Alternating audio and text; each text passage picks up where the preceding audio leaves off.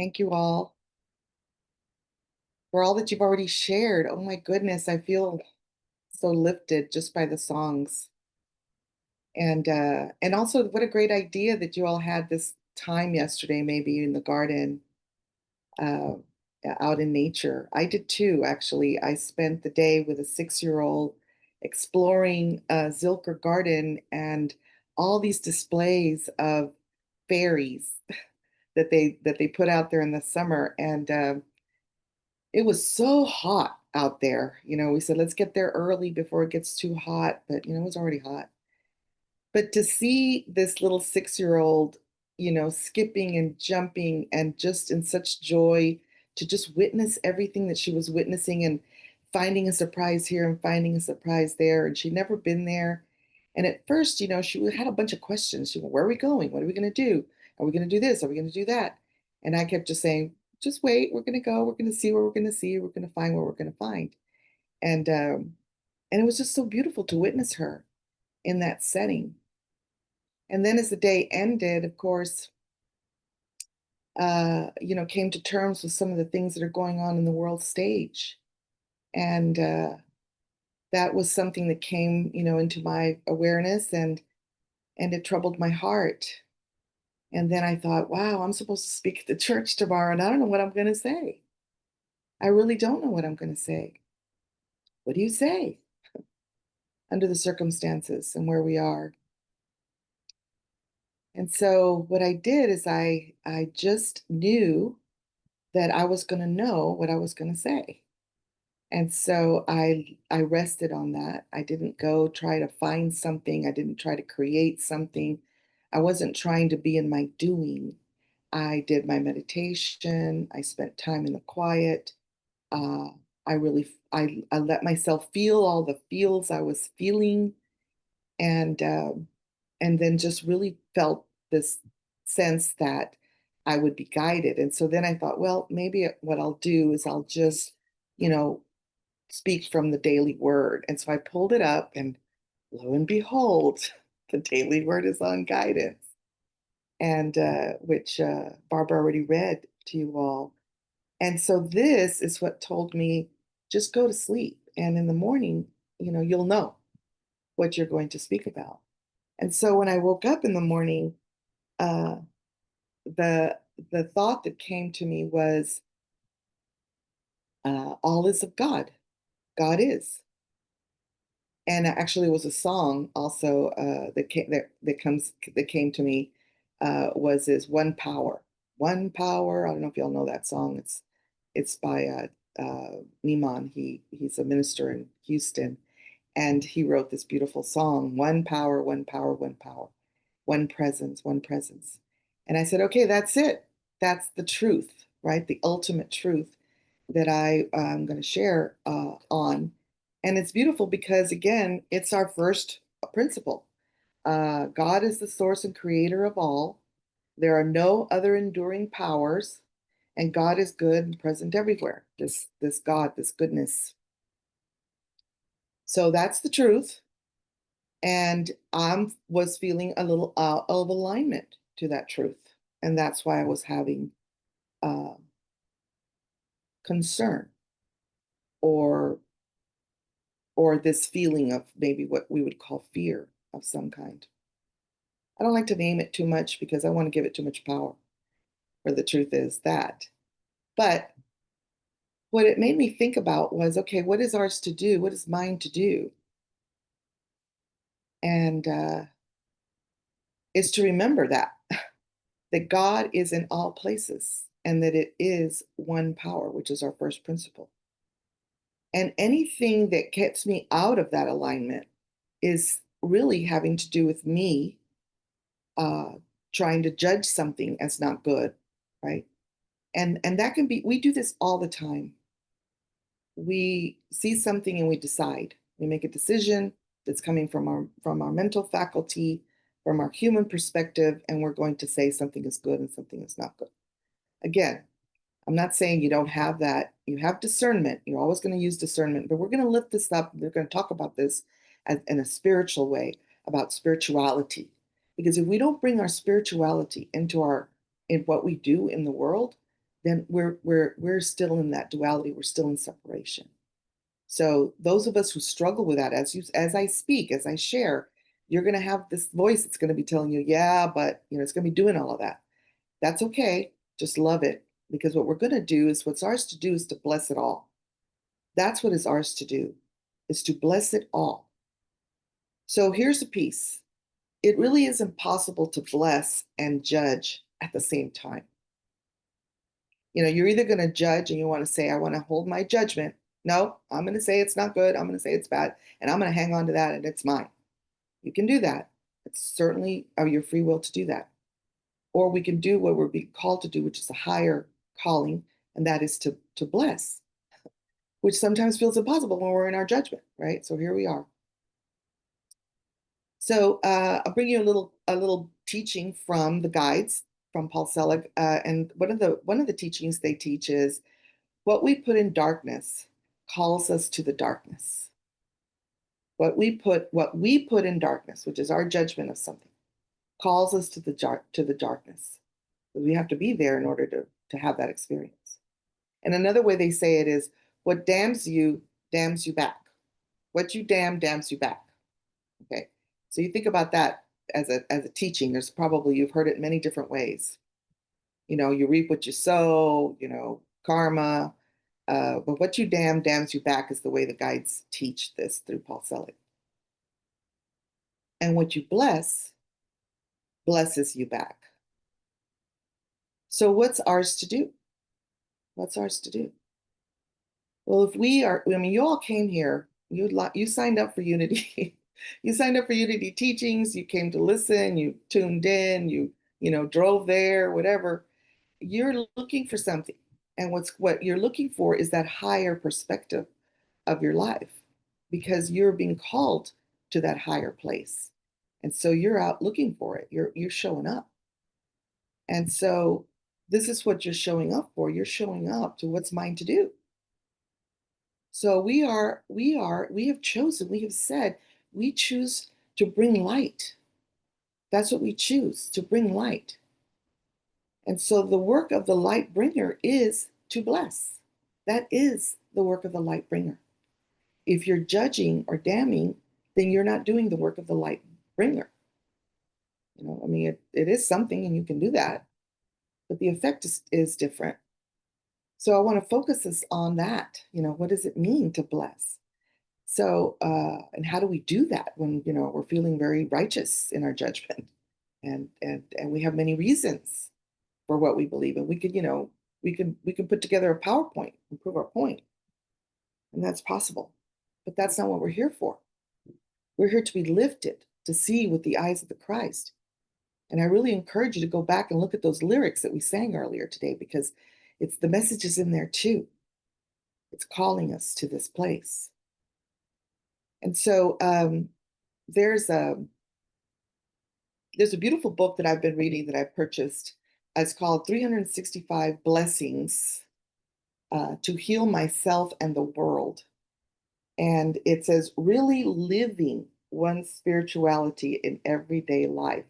Well, that surely aligns with unity, practical in our beliefs, putting them into practice. And so this beautiful book, 365 Blessings to Heal Myself, which is a great place to start, and the world to bring the light.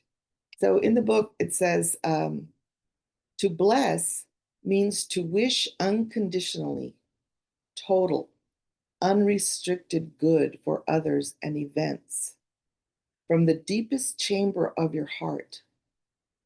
It means to hallow, to hold in reverence, to behold with utter awe that which is always a gift from the Creator. He who is hallowed by your blessing is set aside, consecrated, holy, whole. You could say healed. To bless is yet to invoke divine care upon, to speak or think gratefully for, to confer happiness upon. Although we ourselves are never the bestower, but simply the joyful witness, of life's abundance. And so we serve as a conduit for that energy that comes through us because we've aligned to it through our free will. We said, yes, this is my this is my compass. So I start with the first principle. God is, and I align to that truth. And then I remember about our spiritual beingness and how everyone else is also of that. So all are inherently of that omnipresent, omniscient goodness that is.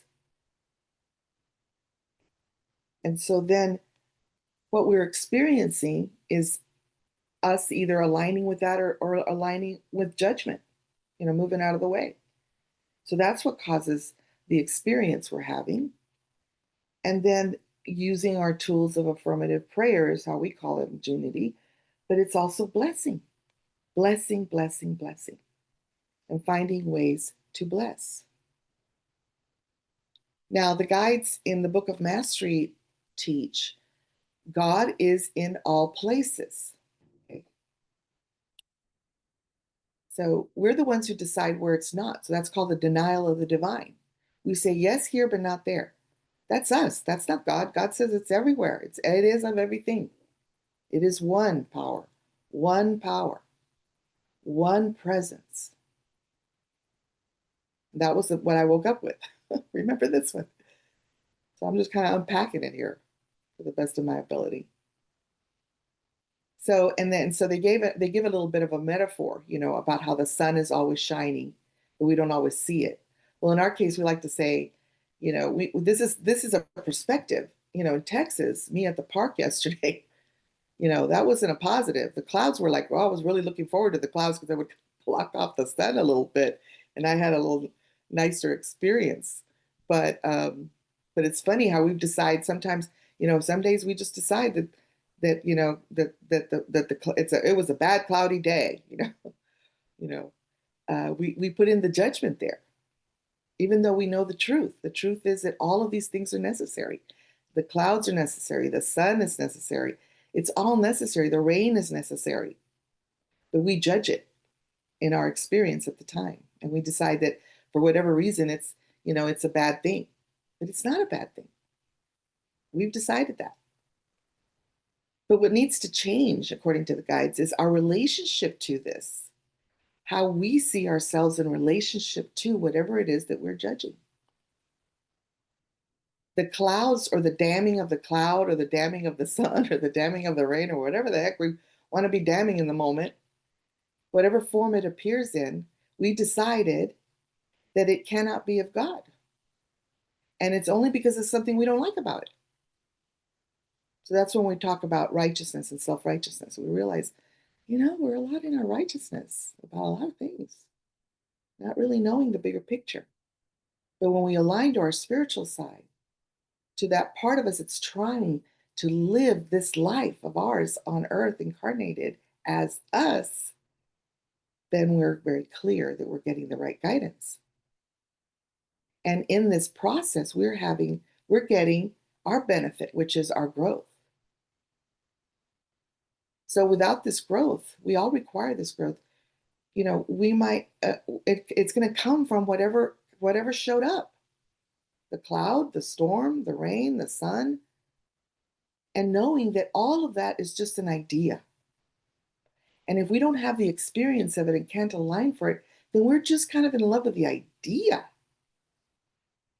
and not really necessarily living it in principle in our reality, which is what this book of blessings says. It's really living one's spirituality in everyday life. And so we are called to bless. We are called to bless it all. And so what I love about this book is it has blessings like for everything you can think of, everything. And there's a beautiful story behind it as well.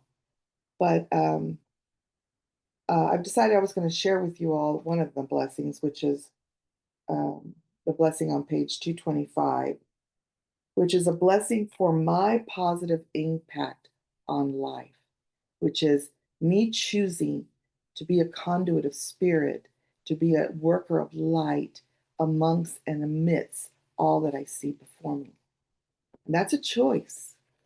And so I'm going to bless myself for making that choice. And I bless you for making that choice, for showing up, for aligning to that light in whatever the circumstances are, and whatever is here for us to do from that, informed by that.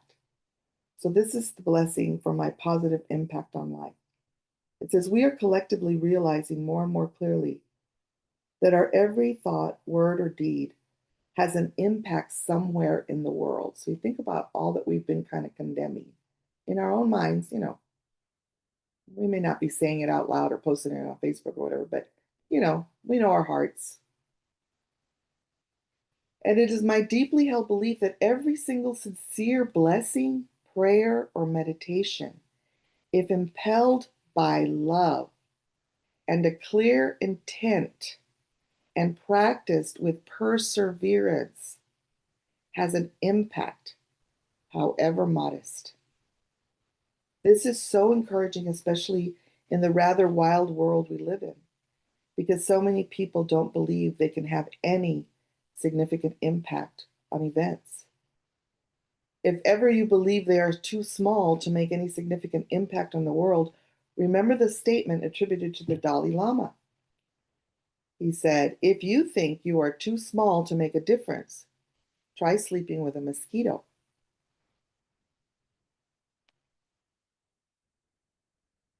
So here's the blessing. And I would like for you to take a deep breath with me, collective breath. We're here in a collective consciousness together, Unity Church of Brownsville, all those that are listening at any time.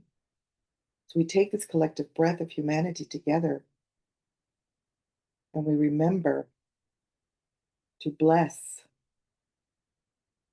I bless myself in my surrendering of every thought, word, and deed to the divine love that runs this universe. May my every thought go out like a gentle spring breeze, blessing all your children worldwide, wherever they may be, from my neighbors through Johannesburg shantytown to a Wall Street trader's room. May my every word inspire, uplift, and heal, from the stressed salesgirl who fears for her job to the street person who pulls on the shirt sleeve, from the self-important university professor who looks down upon me to the fresh-eyed young volunteer who is out distributing leaflets in the street. May my eyes, wherever they rest, be like a soothing balm, a ray of sunshine, a messenger of gratitude and love to all they rest upon, beggar, bird, beast, or bush, wherever the eyes land. May my every deed be a conduit for the greater divine love, lived in mindfulness and in total attention, with no aim but to bless my neighbor and further the kingdom on the earth. And may every feeling touch all those around me, like the invisible but so present odor of lavender bush wafting through the atmosphere in the spring. That smell of the roses that you had in the garden, and all the beauty that you behold as you were walking around. And now look around and behold that beauty all around you, all your fellow light workers, all those who came to be aligned, all those who came to be of service, all those who came to know what is mine to do. And I encourage you to bring blessing upon all that you can bless. Feel it first in your heart and then send it out as a blessing. to all that you worry about, all that you see. And that is what is ours to do. That is what we're called to do. And we start by blessing ourselves for the willingness, the desire. That desire is our higher self desiring that. We desire peace. What is desiring peace? Our higher self is desiring peace. Where does it start? It starts here with me. How do I generate that peace?